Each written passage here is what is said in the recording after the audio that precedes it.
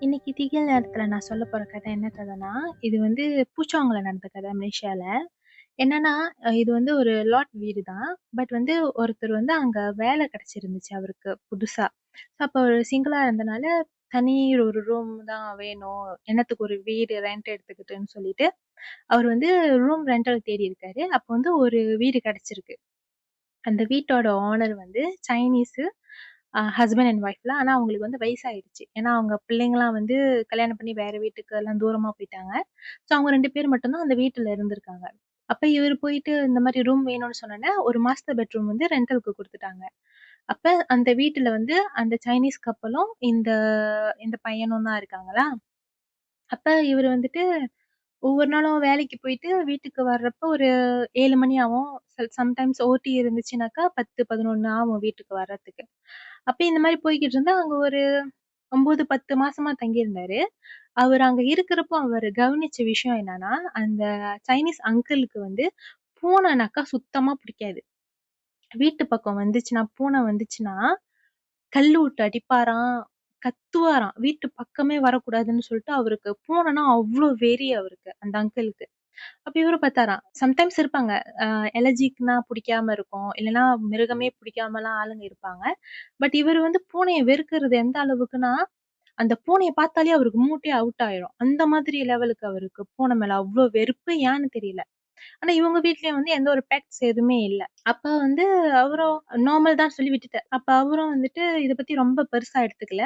அவர் வேல அவருன்னு சொல்லியிருப்பாரு. அந்த கப்பல் ஆனா நல்லவங்க தான், நல்லா பேசுவாங்க.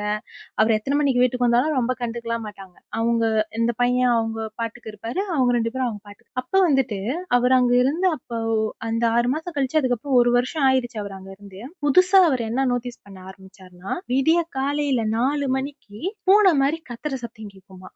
அப்ப அவர் நெனச்சாரு முதல்ல, உண்மையாலே பூனை கத்துதான்னு. ஏன்னா அந்த அங்கிளுக்கு தான் பூனை புடிக்காதே. அப்புறம் அவரு யோசிச்சாரு. பூனை வளர்க்கல.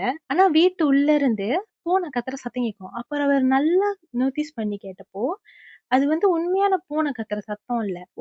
ஒருத்தவங்க வந்து பூனை மாரி கத்த ட்ரை பண்ணா எப்படி கேட்கும், அந்த மாரி அதுவும் அந்த அங்கிள் குரல்ல. அப்ப அவர் நெனச்சாரு, பூனைய பார்த்தாலே புடிக்காத ஒரு ஆளு, ஏன் பூனை மாரி குரல்ல வந்துட்டு அந்த மாரி செய்ய போறாரு?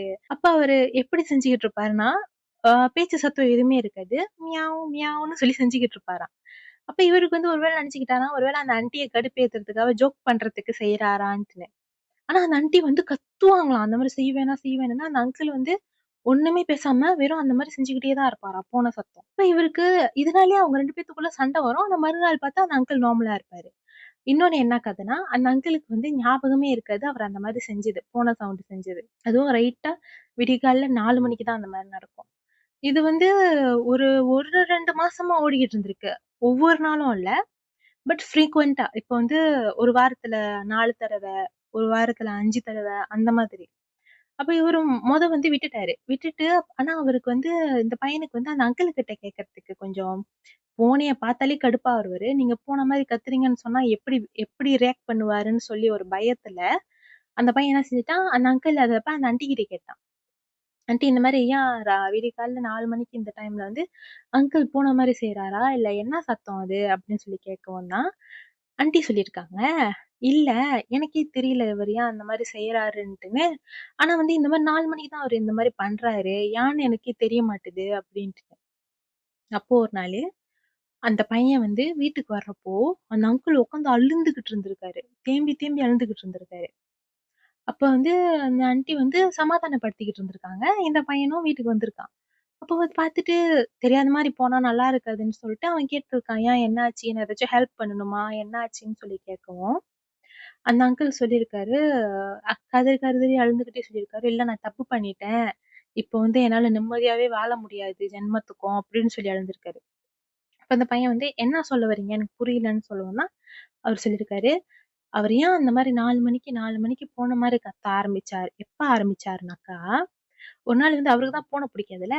அப்ப அவரு விடியகாலை 4 மணிக்கு எந்திரிச்சு பாத்ரூம் போறப்போ, ஒரு பூனை வந்து அந்த பக்கமா போயிருக்கு. அவர் வீட்டு ஏரியால. அப்ப அவரு ஜன்னல்லேருந்து பாத்துட்டாரு.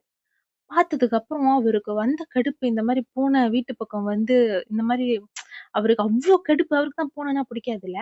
அவரு என்ன பண்ணிட்டாரு, ஒரு பெரிய பேட் எடுத்து அந்த பூனைய அடிச்சுட்டாரு. அடிச்சதுக்கு அப்புறம் பூனை செத்துருச்சு. செத்துட்டோம்னா அவருக்கு வந்து அவரு பூனை சாவுன்னு எதிர்பார்க்கல. அவரு வந்து விரட்டணும்னு சொல்லி தான் அடிச்சிருக்காரு. பட் வந்து கொன்னுட்டாரு.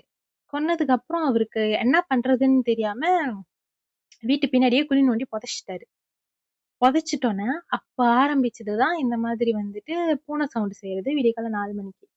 அப்ப அவங்களுக்கு வந்து அவங்களுக்கும் சரி, அவருக்கும் சரி மனசே கேட்காம போயிருச்சு. இந்த மாரி கொன்னுட்டோமே, கொன்னுட்டோமேன்னு அந்த குற்ற உணர்ச்சியில இருந்தவரு, இன்னொன்னு 4 மணிக்கு அவர் ஏன் பூனை மாரி கத்துனாருன்னு தெரியல. ஒருவேள அந்த பூனையா இருந்தாலும் அதுவும் ஒரு உயிர் தான். ஸோ அது வந்துட்டு காட்ட வந்துச்சா என்னன்னு தெரியல.